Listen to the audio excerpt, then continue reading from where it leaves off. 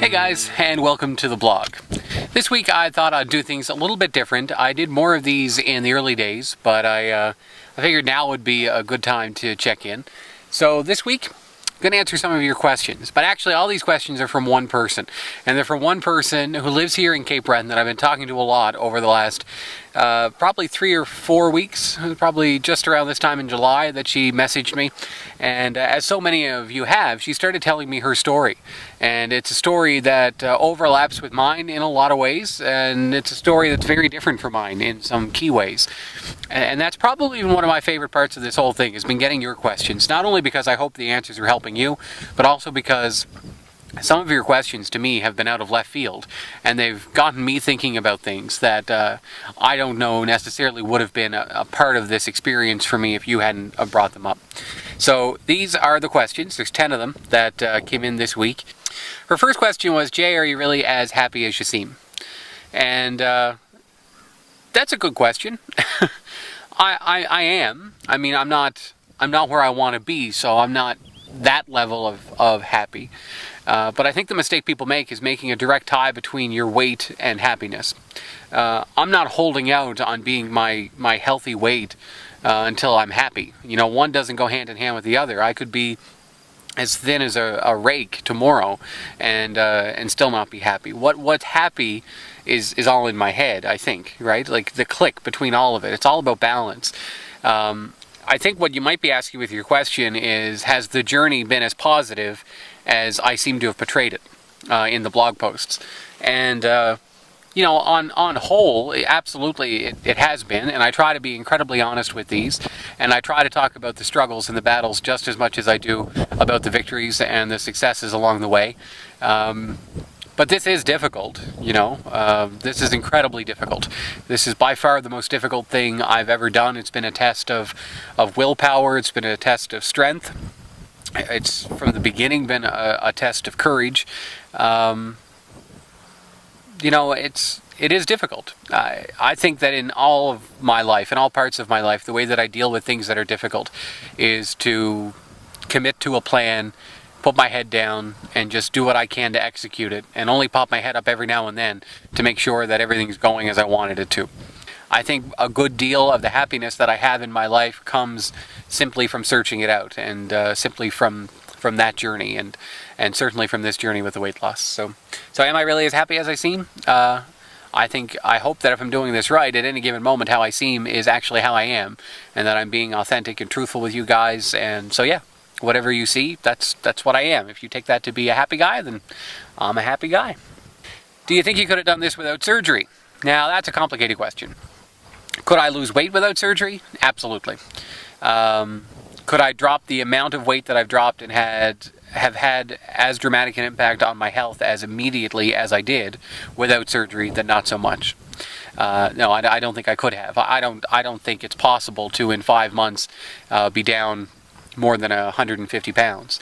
I don't think in 5 months without surgery I would have been exposed, and I'm using the word surgery, but I mean this whole experience, about going public with it, about meeting all of you, about the relationship I've developed with the Surgical Weight Loss Center and my own healthcare professionals here in town that, you know, I hadn't seen in a decade before that. So would I be as successful without the surgery? Absolutely not. Can you lose weight without surgery? Absolutely you can. You know, I had a long list of reasons for why surgery was right for me. I've talked about those a lot in the blog. You know, 29 years old, a BMI of 61, and a starting weight of 460 pounds. I've said from the beginning, I was a guy in need of some serious intervention, and thankfully I found that at the Surgical Weight Loss Center. And I'm still early on in this whole journey. So could I get where I am today without surgery? I don't believe so, no. Could I have reached an ultimate life goal without surgery? You know, it's possible, but none of the research that I saw, none of the doctors that I spoke with ever thought that, honestly, that I would get to where I am now by the time I'd have my first, you know, heart attack. You know, those ticking time bomb is what I was called. So, you know, if you're looking for serious intervention, surgery is just about as serious as it gets. What's been the most challenging part of this process? I get this question probably at least once a day. you'd think that it would be the public side of it, of being so honest every step of the way, and having everybody know like your health and your weight and where you're at. That hasn't been the most challenging part for me.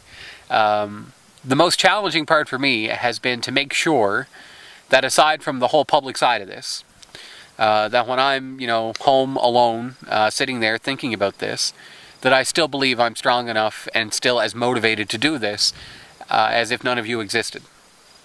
I need to know that I'm in this for me every step of the way. I think you could take anybody and put them in the job that I have and sign them up for this challenge and do it as publicly, and they would find motivation from all of you, as I have. And it's been an incredible driving force in my life since I started this.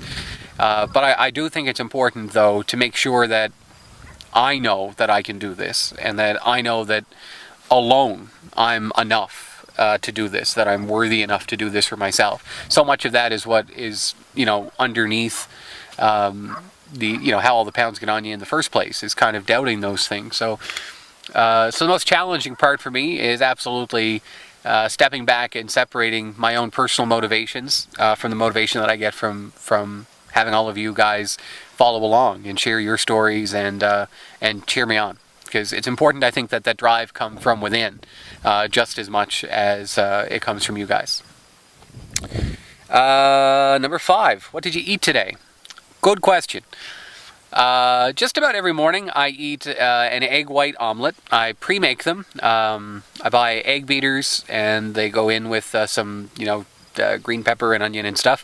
I put a 1/4 cup of egg white and about 2 tablespoons of vegetables into a round of a muffin tin. I make 12 of them in advance, package them up 2 at a time, so you're eating about 1/2 cup of egg white at breakfast each morning. So that's what I have for breakfast. Lunch today, I brought it to work. I had a barbecued chicken breast, some baby romaine lettuce, some light Italian dressing. I had a tablespoon of shredded mozzarella cheese, and a banana.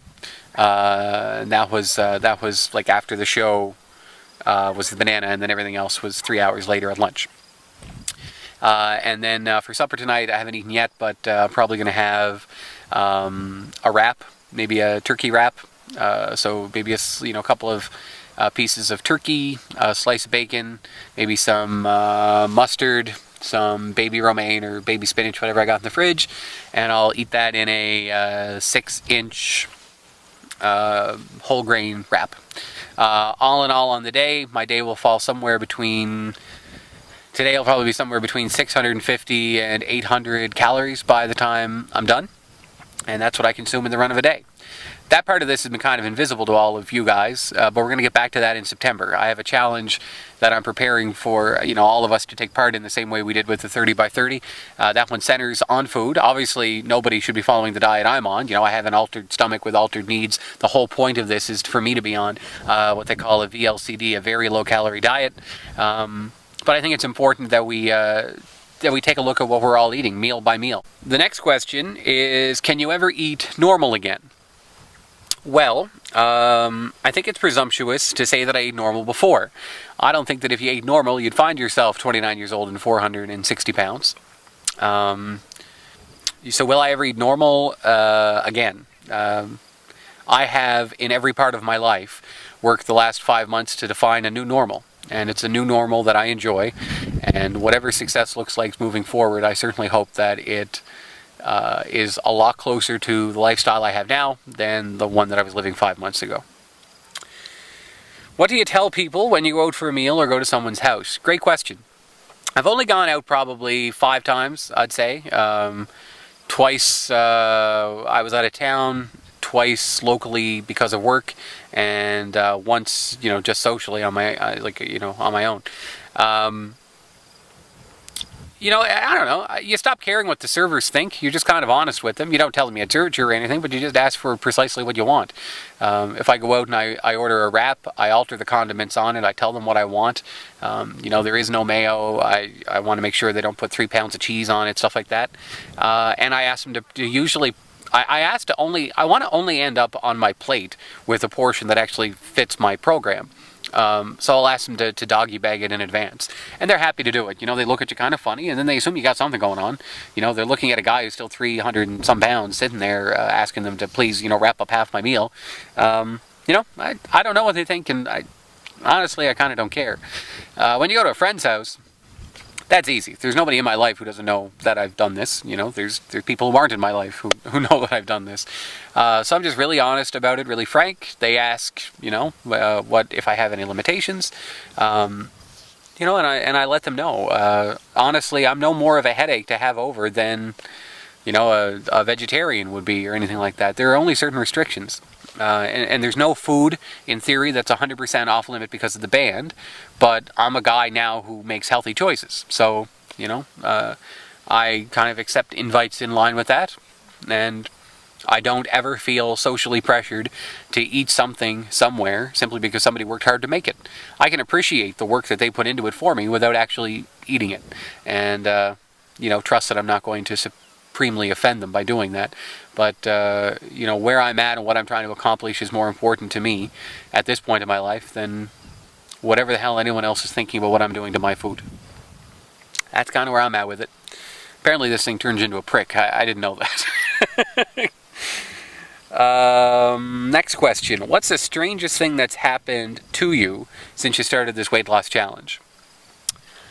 I don't even know where to begin. I guess something you don't know is that I spend 45 minutes to an hour a day writing back, just responding to correspondence, answering questions that come in through Facebook and through email and through the radio station. And I love that. And it's an important part of this for me because I love the people that I'm meeting. I love hearing the stories. I love finding inspiration in them.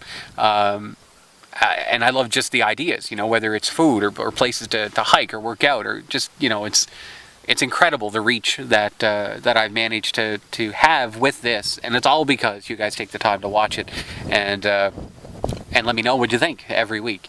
So, I don't know if I can pick one strange thing. You get lots of invites to strange things. I've been invited to the wedding of a guy I didn't know simply because his wife was following the challenge, and he said that he felt that I was in their family because my voice was in their house every morning from the radio station and then every night as she would watch and rewatch the blogs. So that's flattering / creepy. But yeah, I don't know. People in the grocery store, that's strange. People rooting through your cart, trying to see what you're on, and me having to remind people that other people live in my house and that they get to eat whatever they want and that I'll shop for them as well. Lots of strange things, I suppose, but it's all part of it, and it's all certainly still worth it. Number 9, what's your favorite part of doing this? The people. Without a doubt, my favorite part of doing this has been the people that I've met. It's amazing how your relationship with people can change when you're just honest. When you're honest about a goal and what you want to accomplish, the way people in your life step up to support that is incredible. So that, my favorite part of this entire thing has been what it's taught me about friends and family, what it's taught me about complete strangers. If you ask for help, if you ask for support, you'll get it. You just have to be brutally honest with yourself and brutally honest with everybody else. And, people generally don't go through life wanting to let each other down. And you can find motivation in that. And you can use the people who are in your life to help give you that motivation. But yeah, the greatest part of this for me has been people. Even more so than what I've gained in terms of losing weight and health and all of that. Because I expected that. I knew coming into this that if this went right, that I would lose weight. I knew that I would start getting into clothes I wanted to wear. I knew that I would get active. I knew what that path looked like because I talked to people who'd already done it. And people who've had the surgery and have found success. What I didn't know coming into this was the incredible connection it would bring to so many people and how much that would mean to me. That's been a pretty unexpected and really cool thing to have happen. And let's see, question number 10, the final question. Last week you talked a lot about goals. What does success look like for you? I don't know. It's not that I don't know. It's that I think you get to a point where you convince yourself that whatever you accomplish, if you accomplish anything, is a success. And for me, for the longest time, I thought that just achieving was succeeding. That as long as every day I got up and I did better and I was better and I felt better and I was equally as committed, or hopefully more so, then that was success, then I was doing something right. It's only been in the last month, I'd say, that I started defining success in ways that have very little to do with the weight loss. Success for me now is about the balance that's in my life. It's about getting my body to the point where it becomes literally just it sounds so corny. I want to get my body to the point where it carries me through this life and into all of the things that I want to do, all of the things that I want to achieve with my whole life, that it can get me into all of those things without being an obstruction, without getting in the way, without holding me back in any way. It sounds funny to define success as basically just normalcy. Most people don't go through life worrying about if their body is capable of accomplishing the things that they want to achieve. And ever since I've been overweight, that's been my primary focus and concern heading into anything. Every new challenge, every new job, every date, every dinner, every interview, everything has always, this mess has always been a factor. And to feel that slowly slip away, with every pound I feel more and more that my body is just this thing that's carrying me through life, and that if I take care of it, it will let me do the things that I want to do. So success for me is just remembering that, and every day having my body be less and less in my way, so that eventually what I'm left with is, just a thing that carries the real me around all day to do all of the things I want to do with all of the people I want to do them with. That's impossible at 460 pounds. That is an incredible struggle at, a little over 300 pounds. So what does success look like for me? It's a lot more weight, I said that a realistic goal for me when I started this would be to cut myself in half. That's 230 pounds. If I can get down to 230 pounds, I'll still be 40 to 50 pounds overweight. So I've got a long, long way to go. I've done well, and I've come far. But Jesus, we are nowhere near done with this thing yet. And I'm just as motivated now. And some would say that in and of itself is success. But, me getting out of my own way. That's what success is for me. See you guys next Friday.